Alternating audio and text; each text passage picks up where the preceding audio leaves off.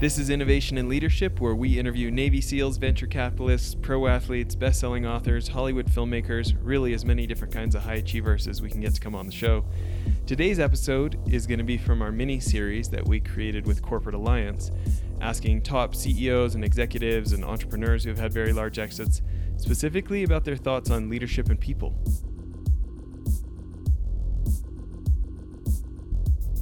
CEO, co-owner, co-founder of Spark Innovation.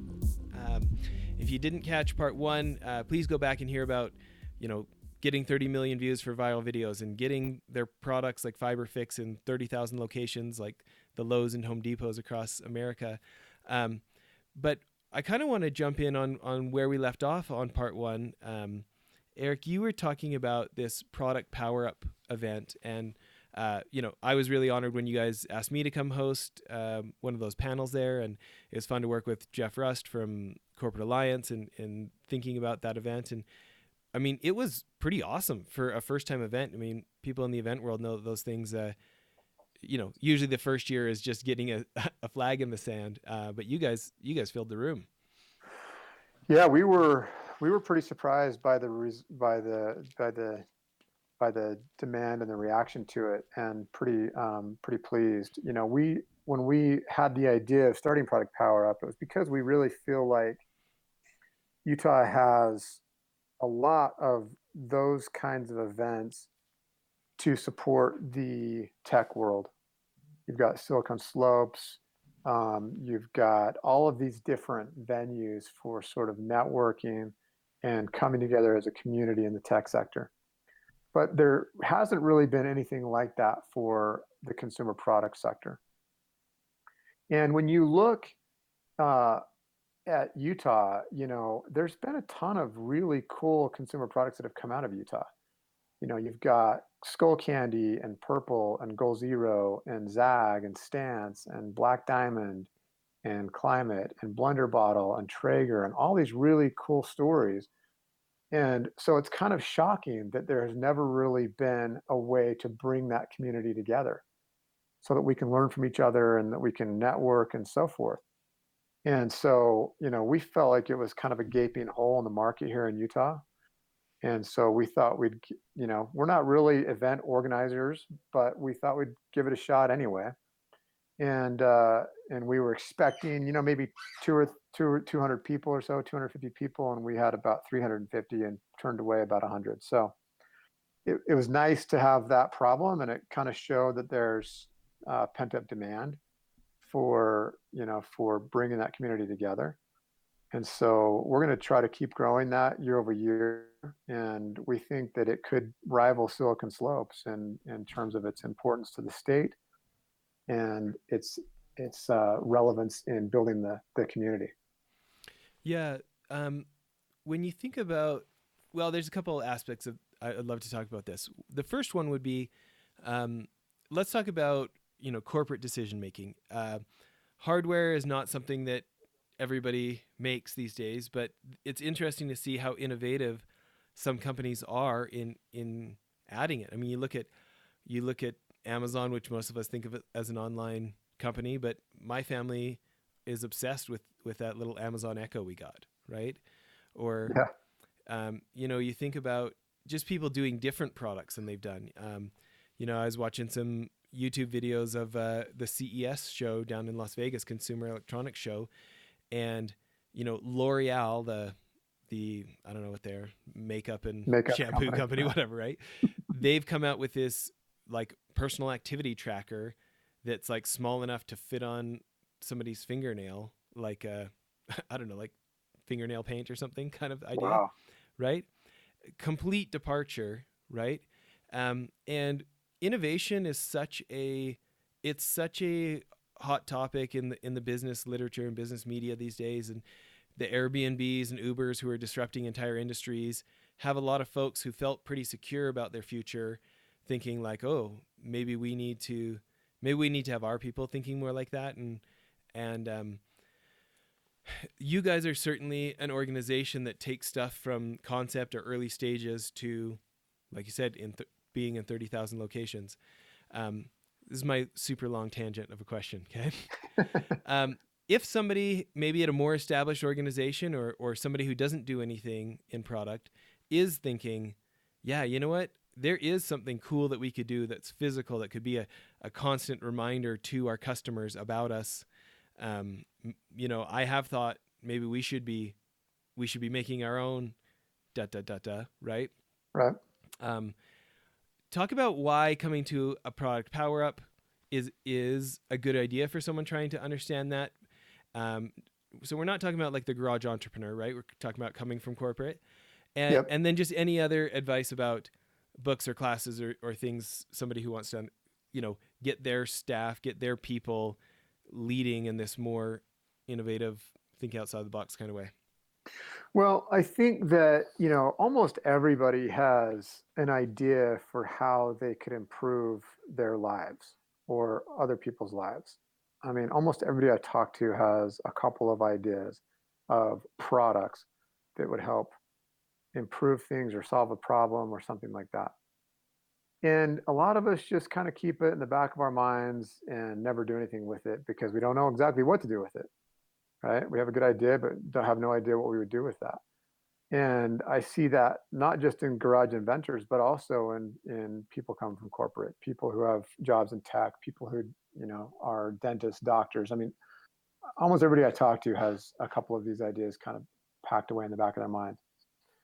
And I think that, an event like Product Power Up can inspire people to do something with that idea.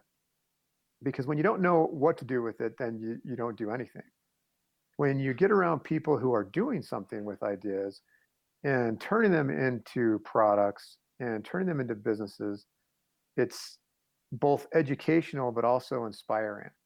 When Rachel Nielsen talked about founding Rags to Riches, kind of out of her home as just sort of a hobby to start with, and it's turned into a real business. It's super inspiring. I mean, and the things that and she knew nothing about consumer products or about running a business or anything else. And here, a couple of years into it, she's, they're killing it. And so, when you see that, I think it's inspiring. And I think when you get around people that have done this before, you can learn a lot. You can start to see how something that might be just an idea can become reality pretty easily. Okay. And so, what I love about that is, it can feel like such a black box. It can feel like, it can feel overwhelming, especially if you're in an established organization, you want to do something new, right? Yep. And I do feel like being there, I mean, even the, the panel you guys had me host about funding, how to get money to get this stuff to happen, right? And you heard the Kickstarter folks, the VC folks, the Bootstrap folks, right? Yep. But it does, I walked away feeling like progressing an idea is maybe more accessible than before I got there in the morning, right? Yeah. When you see so many people and there's super smart folks, and then there's folks that you're thinking, oh, like I'm not necessarily intimidated by competing with them, right? And they did it, yep. right? Yeah, they're normal people. They're you find out they're regular humans who learned the patterns of how to get stuff done, right? And the other thing that I think is going to be great is if we can build this community, even if you are still really unsure, you're inspired, but you're just unsure about how to move forward, you suddenly feel like there's a community you can go to for answers, and that there's people that can help you along the way and help you get from point A to point B. That's a big deal when you're trying to do something on your own. It is, right? Well, let me ask you this. So, staying on this theme of somebody who's already got a company that's thinking maybe we should have a product in addition to what we already sell, right? What are the nuances of thinking about how this is different, of an entrepreneur in the garage, maybe with little to no budget, versus an organization that maybe has budget, but you're trying to come up with permissions, or you need to overcome the status quo of how things have always been in the past? Or any thoughts about that? I'm not sure I followed the question. Say that. Can you restate that just a little bit? Eric, are you making fun of my long questions here? Okay. So if you're coming out of an organization already and you're trying to learn from this episode here and think, okay, so that's for the guy making the new invention in their garage. I'm inside a company already where I'm trying to grow revenue or engage with our customers better. Oh, I see what you're saying. Yeah. So basically entrepreneurship versus entrepreneurship or something like that. Yeah. Right? If I'm a leader and I want to help my people become more of an entrepreneur, do you have advice for that? Well, I mean, I've never really done that myself, so I don't know that I have great advice. But as we've thought about Product Power Up and what needs we want to serve, that is a part of the community we want to address as well. That's why we had, Stance there, and some of these bigger companies that, are sort of past the startup phase, because we want to be able to enable the startups that are starting at this from outside of an organization and just starting at it fresh. But we also want to enable professionals that are within an organization to help develop things from scratch and develop new ideas and develop new business areas. And I don't know that we have the answers yet on how to best address that community, but it is a community that we've thought a lot about and one that we want to help address.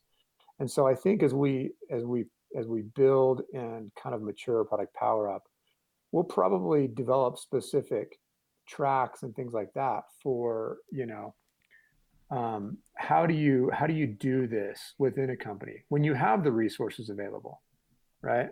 So much of what you talk about when you're talking about startups is not having resources, working in an environment with very limited resources. Yeah. What if it's now overcoming bureaucracy, right? And exactly. Now you have different constraints. You have the resources you need, but you have to go through approval processes, and you have to go through internal presentations, and you've got to get buy-in, and you've got to socialize ideas and all those kinds of things. And it's just a different set of requirements and needs. And, we do hope to address that as we develop Product Power Up. Yeah. I mean, I love like Clayton Christensen's books, Innovator's Dilemma, and all the books he's come out with on that kind of stuff. And anything from the guys at IDEO, that like invented the mouse for Apple and stuff like that, right? I know one of their newer ones, Creative Confidence, a lot of people have really enjoyed. Any other book recommendations or courses that you would say can help people as they're both for themselves and as they're trying to lead their people to become more this way? I think one of the most recent ones that I read was 10X by Grant Cardone. And I don't know if I agree with all of it, but I do think that his premise is pretty accurate. Things take about 10 times more effort, 10 times more time, and 10 times more money than you think they're going to on the outset. And that can be a little daunting and a little frustrating, but it is the reality that we live in. So I think if you have this perception that something's going to be easy and cheap and quick, it's better to kind of start with a more realistic approach that things will take time, they will take a lot of money, and they will take a lot of effort. And settle in for the long haul.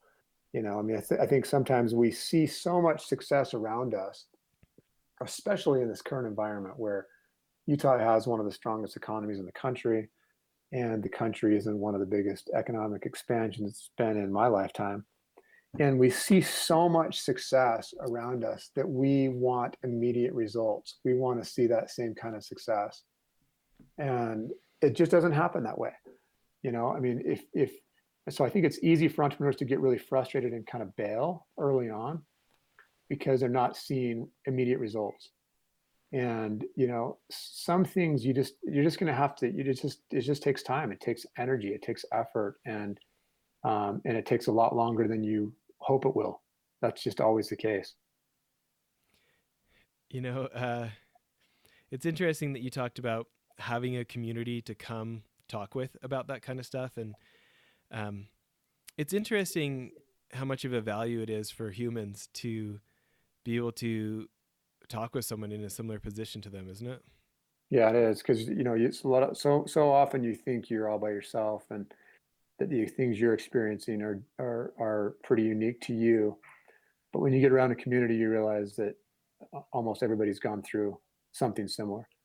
And it, if nothing else, it gives you some comfort. Yeah. You know, we talked a little bit about Jeff Rust and him coming in and helping you guys with Product Power Up and Corporate Alliance, who obviously, this is the show we're doing with them.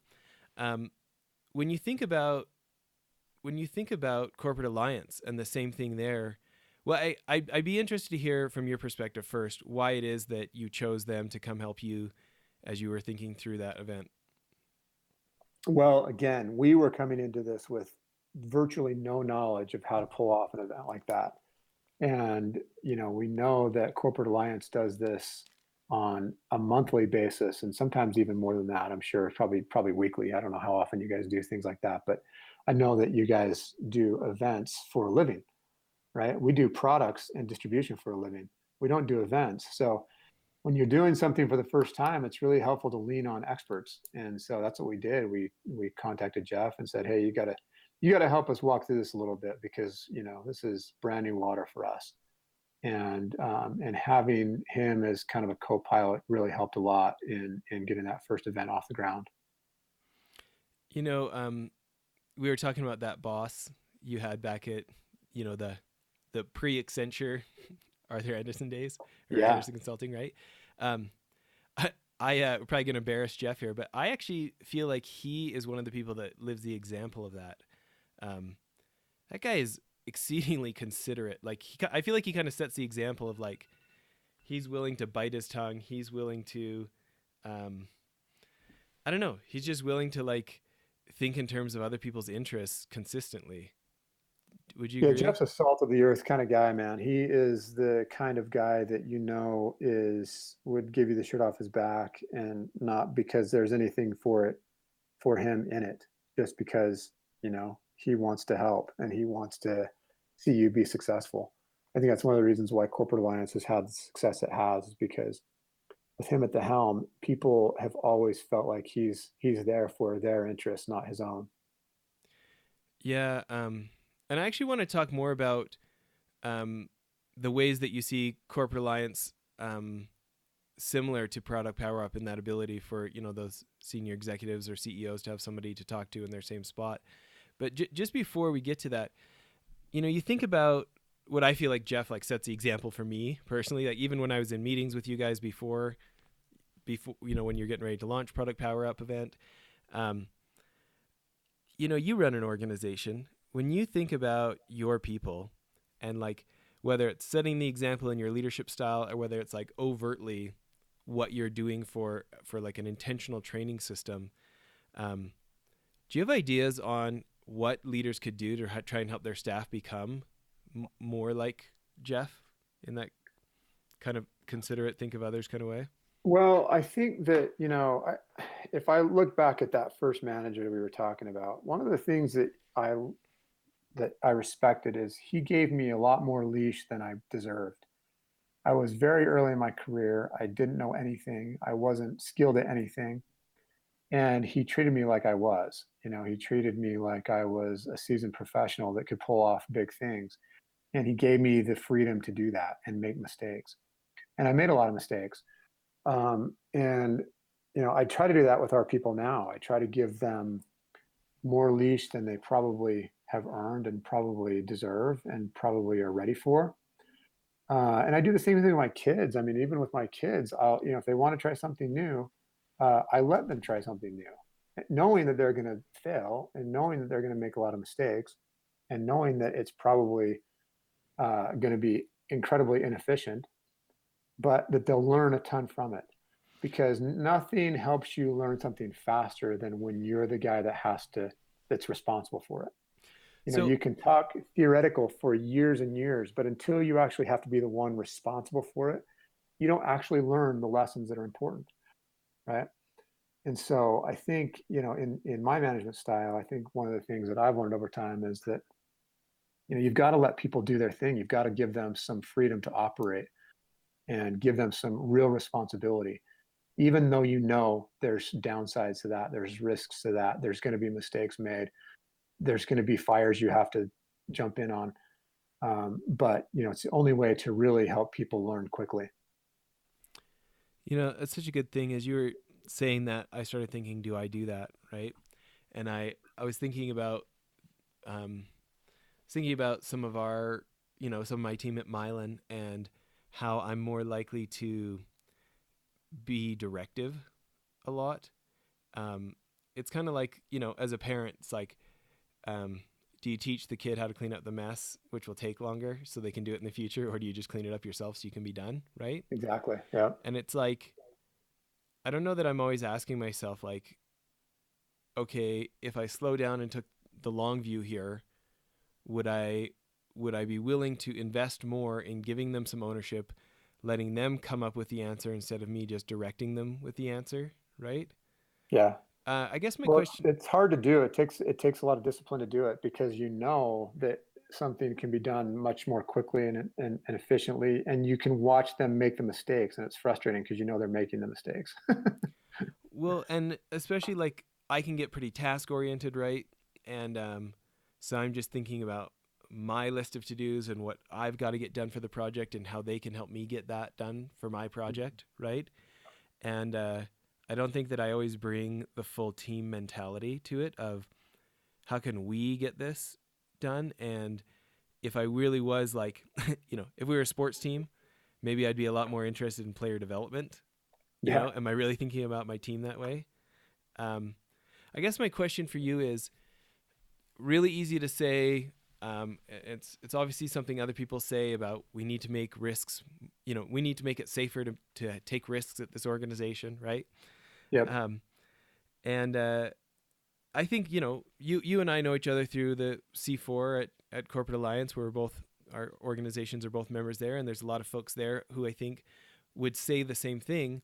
But what advice would you have for some of us on the left and right limits? Like obviously holding on too tight is falling off the balance beam one way, but giving folks the kind of leash where they could cause irreparable damage or cause really big problems is falling off the balance beam the other way. Any kind of guidance is like how the rest of us can pick left and right limits if we are going to take some more risk and give folks some more ownership, how we can. I mean, I don't know that I have any brilliance, because that's a really hard question to answer, and it's one that you always struggle with.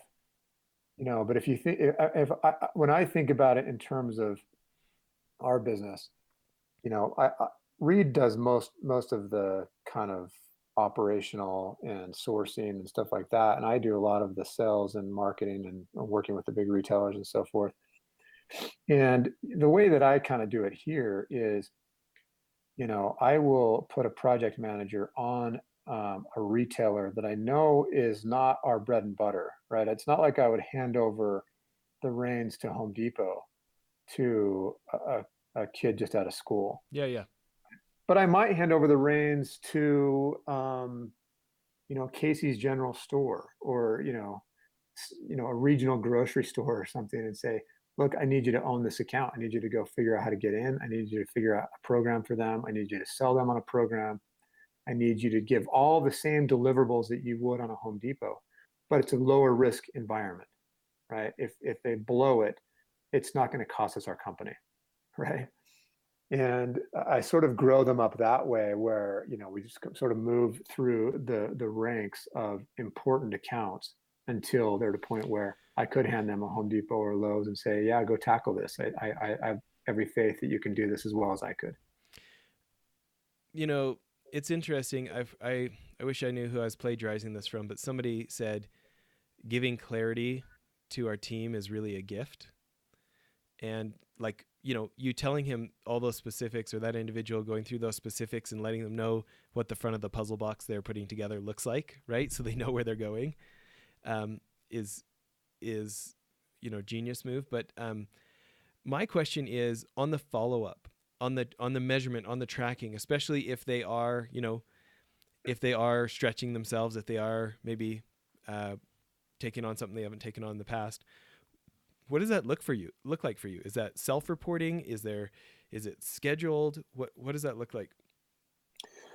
A lot of times I don't know that we have a super methodical approach to it. A lot of times we just get copied on all the emails. We have them run stuff past us before they jump in.